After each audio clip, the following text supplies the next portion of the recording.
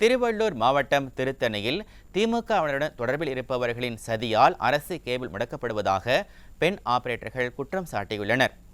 திருத்தணி சுற்றுவட்டார கிராமங்களில் 1000 வீடுகளில் அரசு கேபிள் இணைப்புகள் வழங்கப்பட்டுள்ளன. இந்த நிலையில் அரசு கேபிள் ஆபரேட்டர்களுக்கு செல்ல வேண்டிய முக்கிய வயர்களை திமுகவினர் வெட்டி சேதப்படுத்துவதாக கூறப்படுகிறது. இதனால் வீடுகளுக்கு முறையான கேபிள் சேவை வழங்க முடியாததுடன் நஷ்டம் ஏற்படுவது தொடர்கதையாகியுள்ளது. இது குறித்து திருவள்ளூர் தாசில்தாரிடம் புகார் தெரிவித்ததால் முறையான நடவடிக்கை எடுப்பதில்லை என கூறப்படுகிறது. திமுகவினரால் அரசு கேபிள் டிவி இணைப்புக்கு பாதுகாப்பு இல்லாத சூழல் ஏற்பட்டிருப்பதாக பெண் கேபிள் டிவி ஆபரேட்டர்கள் பகிரங்கமாக குற்றச்சாட்டை முன்வைத்துள்ளனர். இந்த மாதிரி நிறைய கட்டாயிட்டே இருக்கு ஒயர் அரசு கேபிளில்.